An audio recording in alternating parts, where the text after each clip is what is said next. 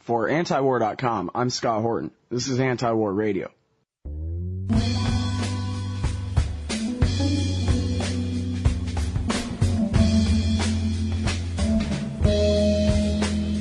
And our next guest on the show today is Clive Hamilton. He's the former executive director of the Australia Institute.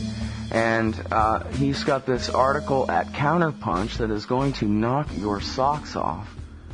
Bush, God, Iraq, and Gog. Welcome to the show, Clive. How are you? I'm fine, Scott. Thank you for joining us on the show today. Sure. What the heck is a Gog? Well, Gog and Magog are two creatures or evil forces that feature in both the Old Testament and the New Testament, especially in the book of Ezekiel. And according to the Bible, although it's pretty confused and you can get different stories, but Gog and Magog are the forces of the apocalypse who are going to come out of the north, somewhere north of the Middle East, and invade, and unless they're stopped, they're going to destroy Israel. And Gog and Magog have been the basis for quite a lot of Christian fundamentalist millenarian belief about the apocalypse for quite some years now. And the scary thing is that George Bush believed in it. Well,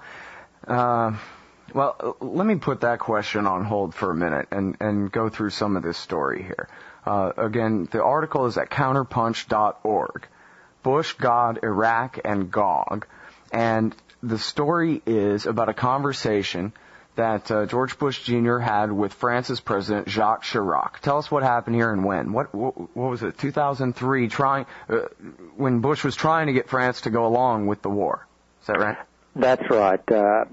George Bush Jr. spoke to a number of world leaders, including President Jacques Chirac. And according to information which has only recently started to emerge, and so far only in France and written in French, George Bush told President Chirac that he believed that going to war against Saddam Hussein in Iraq was a fight against the forces of Gog and Magog. George Bush seemed to believe that this was the start of the apocalypse, and that George Bush, had been chosen by God to resist the forces of Gog and Magog so that they could not destroy Israel. And of course, Chirac was completely mystified by this crazy stuff that the leader of the free world was telling him, and was completely unpersuaded, of course.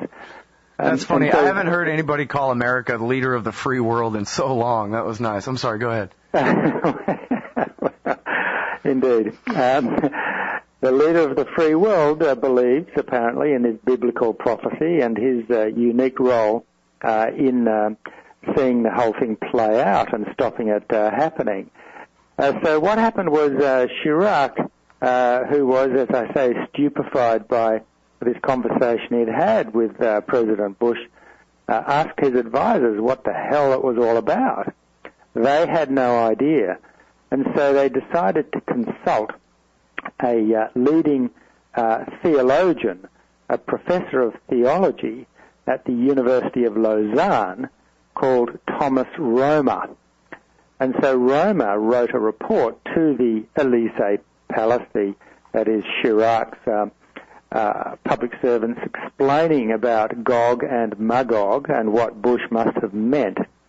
And it was only in 2007 that this extraordinary story appeared in public when Thomas Romer, gave an interview to the magazine of his university in which he spilled the beans on Bush's apocalyptic vision. Well, now, I have a friend who watches the Sunday morning TV preacher Jack Van Impe, simply for carnage purposes, he calls it, for the comedy of it.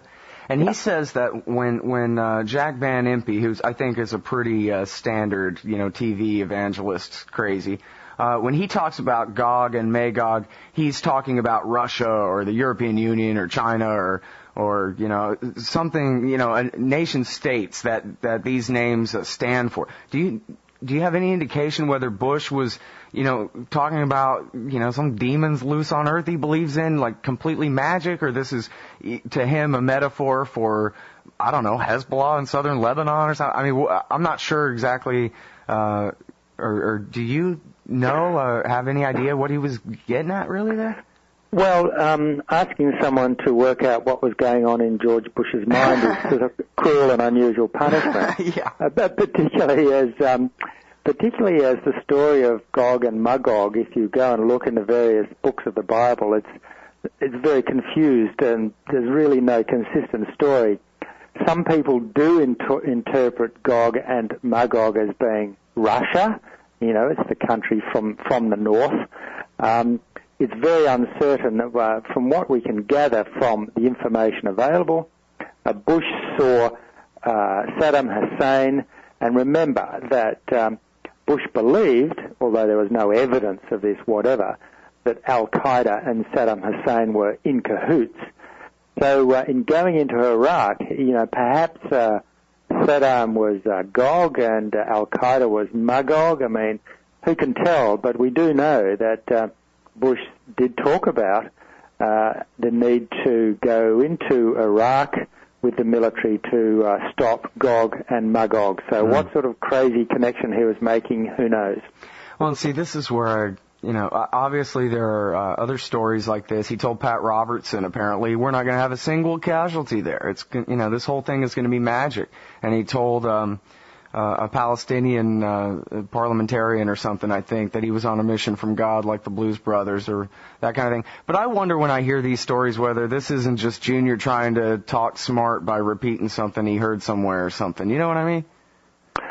I do, but I think also, and this is just pure speculation, we do know that George Bush used to hit the bottle pretty hard, and when he went on the wagon, he discovered Christianity at the same time, and does appear to have really swallowed a whole box full of fundamentalist views, including apocalyptic prophecy. Mm-hmm. So from what we know, I think it's fair to assume that Bush really did believe this stuff. And yeah, he didn't have a bottle of Jack Daniels when he was talking about it, like the Blues Brothers. But, he was drunk on the word of God, perhaps. And so when you start talking to world leaders about being on a mission from God, obviously that makes people very concerned, particularly if in the Middle East you believe that the United States does see itself on some sort of crusade, because, as you know, religious sensitivities are extremely tricky in the Middle East, and George Bush seems to have inflamed them. Mm-hmm. I'm talking with Clive Hamilton. He's a visiting professor at Yale University, and again, he's got this article at Counterpunch, Bush, God, Iraq, and Gog. And I think I want to focus more on the sincerity of this. I'm not necessarily disputing your conclusion. I'm not certain myself what to believe about this, but like in Oliver Stone's movie W, they have him saying, I'm never going to get out-Christianed again, because that's what happened when he first ran for Congress, is the other guy out-Christianed him because he was an Episcopalian from Connecticut and not a real Southern Methodist like the people who he was trying to get the votes of. And so that this was simply just a cynical political ploy all along. And I just saw something not too long ago that said that virtually the whole time this man was president, despite what all these pro-torture, Bush-worshipping Republicans out there think, he hardly ever went to church the whole time he was in D.C., and the few times he did, he went to Episcopal church. Look, I think that's a fair point, and undoubtedly the reasons for going to war were much more complicated. Undoubtedly they were going after what they saw as enemies of the United States. Undoubtedly the protection of oil supplies was part of the motivation. But I think is that a good case can be made that Bush was in part motivated by these religious considerations. I mean, think about it. Assuming this story of Chirac is true, and the sources are very good, so I think it is true, why would you try to persuade a French president to join the war by talking about Gog and Magog. I mean, that's a surefire way to turn off any sensible person, isn't it? You think, God, This guy's crazy. So I think that was part of it. And, I think he was, although there are other reasons, and of course the people behind him, like Rumsfeld and Cheney, didn't fall for all this religious mumbo-jumbo. And they were the ones, of course, pushing it. But I think Bush himself probably did entertain these apocalyptic views. The question is, I suppose, whether the tremendous defeat that he suffered has caused him to change his mind. I read in a journal of record, a pretty poor one, I must say, the other day that George Bush is sitting down there on his ranch, deeply depressed and having suicidal thoughts. Oh, well, wouldn't that be great if he did a row and jumped off of something tall? Pardon me for thinking out loud like that all over your interview. Okay. Well, I have to say, when I read about former President Rowe of South Korea committing suicide, I did feel concerned about George Bush down there. According to this story I read in the Globe, which is a sort of trashy supermarket magazine, Laura has left him, and he's gone back on the bottle. But I don't know about all that. I think it's probably just made up, but it has a sort of ring of credibility. Well, I wouldn't worry about him committing suicide because, unlike Roe, who had honor and said that the reason he was killing himself was because of all the harm that he had caused other people, those kinds of thoughts would never occur to George Bush Jr. He'll live to be, 95 or better, I'm sure. And here's the thing, too. In this article, there's the direct quote, I guess, or the paraphrase by way of Jacques Chirac. This confrontation is willed by God, who wants us to use this conflict to erase his people's enemies before a new age begins. So is this a reference to the Third Temple kind of thing in Israel? I don't even really know what all that means, but it seems like there's a bunch of right-wing religious kooks in Israel and in America who are trying to push for Armageddon and the next stage of, how life on earth shall be after the next part of the Bible comes true, whether it's a complete apocalypse or something else. Yes, I mean, that quote comes from, was a paraphrase out of an interview that Chirac did with a French journalist, which appears in a book in French which came out in March of this year. So let's hope it gets translated into English. But it's a horrible fact that there are some kooky fundamentalists out there, both Christian and Islamic ones, who believe that war is a necessary cleansing process, who actually welcome war with all of its horrors. Now, it's hard to, for normal people to credit that anyone could believe that. But if you think you're acting on behalf of a greater power, or there is greater forces being played out with a degree of inevitability as per a prophecy, then it's possible to welcome war. And when you see very influential people in the United States, certainly in the Bush administration and in Israel, thinking this way, we really do have to be very, very scared. Well, and pardon me, because I know this is a little bit kooky, but hey, you brought it up in your article. Bush and his father and his grandfather are all members of something called the Order of Skull and Bones at Yale. And Bush Sr., you say in your article, his Skull and Bones name is Magog. And, I guess mostly my view of Skull and Bones is, this is a bunch of very rich, waspy types who make sure to give each other a lot of jobs and protect each other and that kind of thing. But this does raise the question of whether there's some kind of religious intention behind even like the Bush Sr. view of the world, and whether this is in fact religious war. Maybe when the Osama bin Laden and the terrorists say, hey, this is a war against Islam, and cite all the evidence that they say points to that, maybe they are actually, right about that, No, Scott, I think your characterization of the Skull and Bone Society is a correct one, and there isn't a religious element to it, and I'll tell you why. Yes, George Bush Sr.'s nickname in the Skull and Bone Society was Magog, but there's a tradition in the Skull and Bone Society when they welcomed a new group of juniors who are becoming seniors, and there are only about 15 of them that get tapped on the shoulder each year, there are certain nicknames that are passed on from year to year. And the person coming into the Skull and Bones Society, who is regarded as being most sexually promiscuous, is given the name Magog. And the person who is regarded as being most sexually inexperienced is given the name Gog. So George Bush Sr. Seems to have had a bit of a playboy reputation, and so when he got into Skull and Bones, he got the name Magog. Well, yeah, that's interesting. I guess, the Episcopalians, I'm not really an expert in religious stuff because I don't have a religion myself, and I don't really care about, what other people believe. That's their business, so I haven't really taken an interest in all this stuff. But I guess I sort of believe or conceive that the Episcopalians, like the richer and whiter you are, the less you really believe in this stuff, and it's more just about pomp and circumstance and relationships between people. Oh, look, I think there's a strong element of that it becomes a question of social obligation and conformity, which is why, it's consistent for Bush.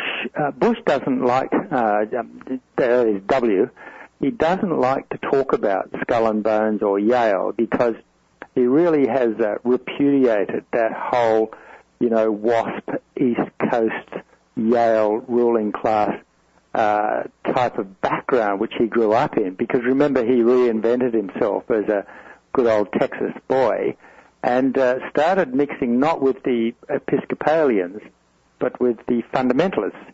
I mean, for cynical political reasons and business reasons, let's face it. That's why we see Bush, who went the other way towards the fundamentalist end. He did it for social and political reasons, and undoubtedly at the higher ranks of the Episcopalian Church, they're as appalled and afraid of the type of view that Bush represents as we are. Mm-hmm. And by the way, you're a visiting professor there at Yale.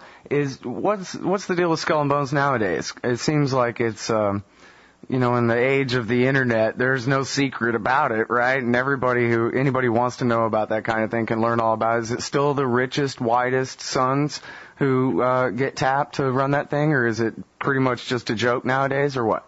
Well, both of those, richest, whitest, and most conformist, although they do try to tap a couple of types of people you wouldn't expect. They'll make sure they get one person of colour, and they'll get a woman if they can, and so they sort of pretend to be a bit more diverse, but really it's a breeding ground for future leaders and clans. So, but I think that a lot of people laugh at it, but it's also true that a lot of juniors in Yale would love to be tapped to become members of it, because, if you're interested in self-promotion, making a lot of money and becoming politically powerful, it's a very good stepping stone to that objective. Mm-hmm. All right, well, I was going to refer back to the kind of ridiculousness of Bush saying this to Jacques Chirac, of all people, that, I guess you were saying that's an implication to you that he really did believe in this, or else what the hell would he be talking about to say something like that to Chirac? But it seems like even George Bush would know better to say that, even if he really did believe it, to somebody like that. I mean, I could see saying that to the guys in Lubbock kind of under your breath. All right, guys, this is the real deal here, is we're fighting the forces of the devil. But you're going to tell that to the president of France? Well, the story's a pretty credible one, and I must say, as an Australian, and bearing in mind that Australia joined the Coalition of the Willing, was one of the first to sign up, I asked myself whether our former Prime Minister, John Howard, also heard the Gog and Magog spiel from George W., and went into this war all the same. It makes me pretty damn scared that my country could go into a war partly on the basis of these sort of crazy apocalyptic visions. Of course, there are other reasons. that countries went into that war, but it certainly, like Chirac, it did make you very nervous about joining that sort of coalition. Mm-hmm. Yeah, that's what really does creep me out, because this is the kind of thing where, like they have the same special, they change it every time to make it fit, but the same special they always do on TV, year after year about Nostradamus. And basically, like, this is that level of understanding of the world, like, oh, Nostradamus said something was going to happen or something. And this is basically, the president of the biggest empire in the world. I know, and I know it's frightening. You'd think that there'd be a sort of rationality filter, that as people rise up through the political ranks, the kooks and the crazies would be filtered out. Uh-huh. Somehow there seems to have been a big hole in the filter that W managed to squeeze through. Yeah, Bill Moyers said the delusional is no longer marginal. That's the worst thing. Yeah. Yeah, and of course it was because of his family connections he was able to be the one.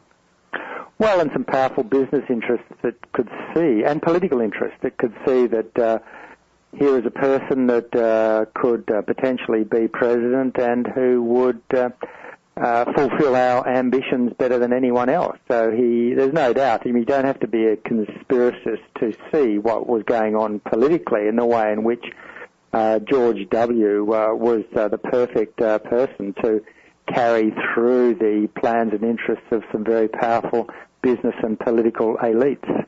Yep. Well, 1 million dead Iraqis and counting, and at least tens of thousands of dead Afghans, and tens of thousands of dead Somalis, and I guess we'll just try to keep score how many more innocent people have to die for this ridiculous nonsense. I mean, we might as well be talking about Zeus throwing lightning bolts from Mount Olympus at this point. I don't mean to ridicule people's religions, but geez, this is pretty ridiculous. Well, for my money, Zeus throwing thunderbolts has more credibility than Gog and Magog. No doubt. Sure seems like, at least we can see lightning in the sky, right? Yeah, indeed, indeed. And the Greeks were more sensible than the Christian apocalyptic visionaries of the pre-Christ era. Yeah. All right. Well, listen, I really appreciate your time on the show today, Clive. It's been great. Thanks, Scott. All right, everybody. That's Clive Hamilton, visiting professor at Yale University, and the article is at Alex Coburn's Counterpunch: Bush, God, Iraq, and Gog. We'll be right back.